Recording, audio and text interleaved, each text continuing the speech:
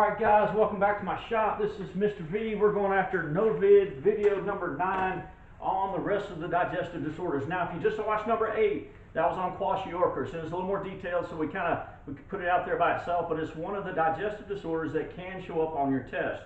These are the rest of the digestive disorders that can show up on your test in terms of starvation and nutrient issues. Now other ones like IBS, irritable bowel syndrome, that's a different category, so we'll look at those probably later.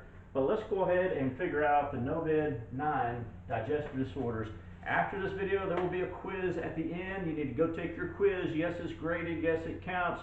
And there will be a window of time where you can get in there. You can use your notes, so take all the notes you need to on this. So let's go ahead and get started.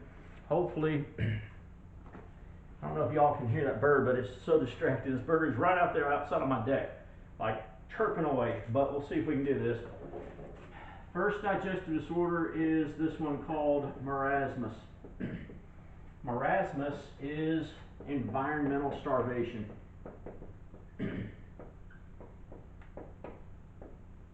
Now, we don't know much about this here in the United States because probably, although we do have poverty in the United States, we do have starvation here in the United States, but probably most of you have a refrigerator that's got all kinds of good food in it. You can probably go there right now and probably pull out apples or drinks or a sandwich meat or something. You can probably do that right now, but we're talking about environmental starvation. We tend to be like in third world countries, really poor places, and they just don't have enough food to feed their population, okay? That's marasmus. It's environmental starvation. Pretty simple, pretty straightforward. There's this other one that's, I'm going to say digestive in quotes because many of you know that this is not a digestive disorder. Anorexia, often paired with bulimia, anorexia, bulimia, it's called anorexia nervosa many times. This is a mental disorder, okay? This is not a digestive thing that you can treat with digestive issues. These folks need like psychologists. They need some people to help them work through this with counseling and things like that. Anorexia is not environmental starvation, and anorexia is self-starvation. And it's so frustrating to me because people will look at themselves and they'll see something that's just not true. I remember watching a documentary on anorexia at one point, and the therapist asked the person with anorexia to go up to a board. It was a big sheet of paper, a huge sheet of paper, and draw the outline of what they think their body looks like. And so, just to make it quick, I probably should never draw, but they drew something like this, but life size. Then the therapist said, okay, now I want you to go stand against that board, and they made the person stand up against that thing, and the therapist then traced her actual outline. She traced her actual body, and it was basically, as you can imagine, a whole lot smaller. The actual was a whole lot smaller. That's an awful drawing, but I think you get the picture than it really was. And she just perceived herself to be huge, like this overweight person, and she was starving. She's literally starving herself to death as a result. So anorexia, you need to know a couple things about it, that it strikes something like 1 in 250 people. 1 in 250. Man, that bird is so loud. Can you hear the bird? I can hear the bird. It's killing me. 1 in 250 people. All right. And so these people tend to be female, and they tend to be from affluent families. Okay, so younger, 14, 15, 16, 17, 18, rich families that's typical. Do males get anorexia? Yes. Yes. Do older people have anorexia? Yes, sometimes. But they tend to be young, affluent family females, and believe it or not, they tend to be well-behaved females. Well, I'm sorry, I can't even concentrate. Just 1 second. 1 second.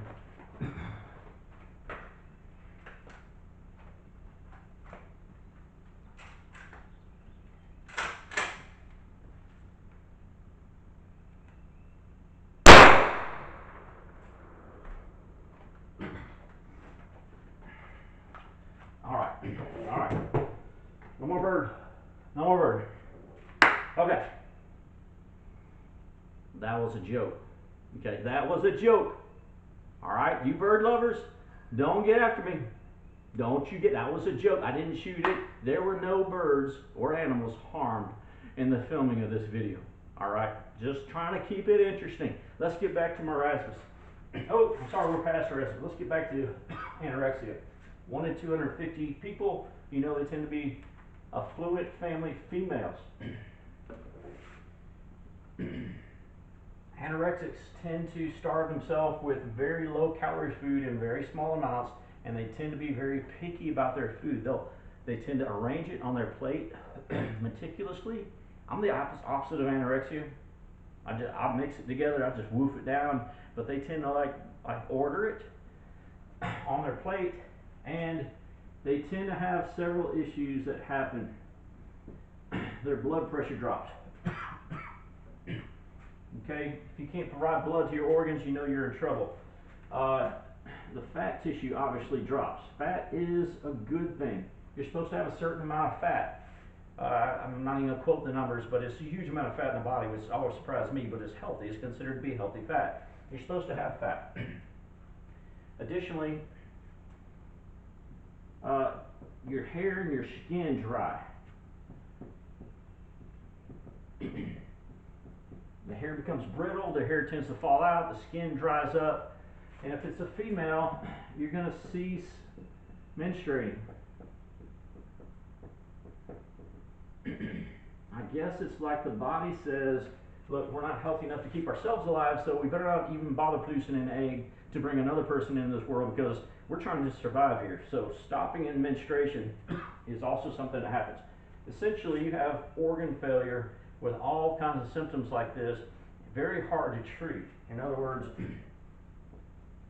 15 to 21%, this is crazy and this is scary, diagnosed with anorexia, die of anorexia.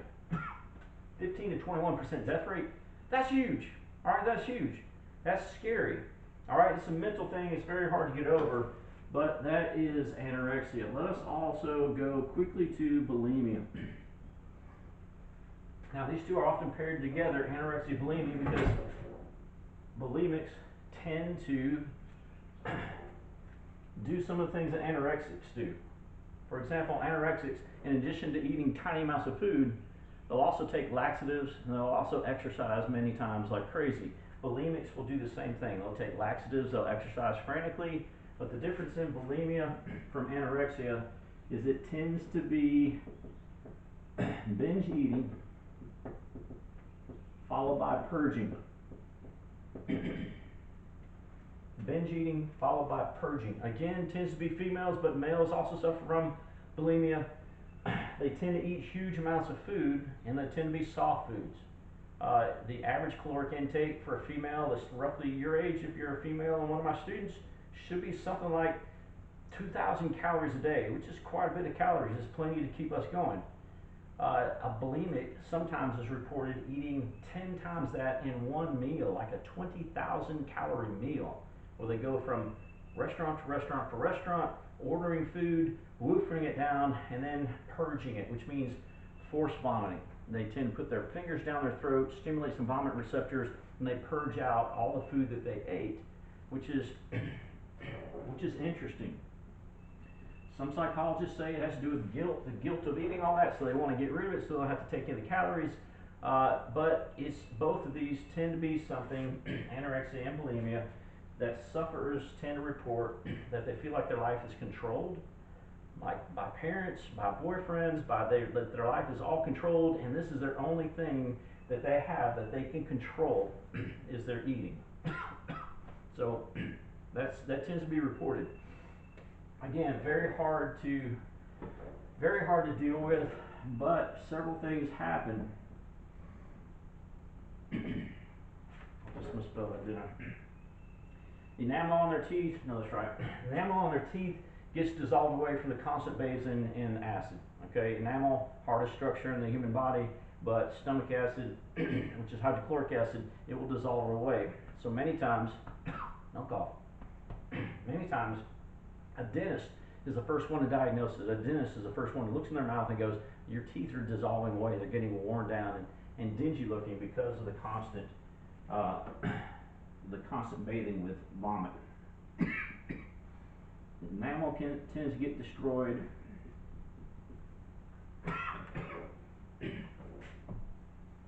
And because, again, of the hydrochloric acid and in concert with pepsinogen, you have the linings. Hard to write, almost upside down. I'm not even going to write it. I'm just going to say it. Esophageal linings, soft tissue linings, mucus linings in the digestive system, they're constantly also being dissolved by the vomiting, and so they tend to be raw and they tend to be infected. These two things are very typical of bulimics, and this looks like 3, there's actually 4. These 4 things are fair game on your test. Kwashiorkors, which was last video, marasmus, anorexia, and bulimia. Alright, this is Mr. V from his shop.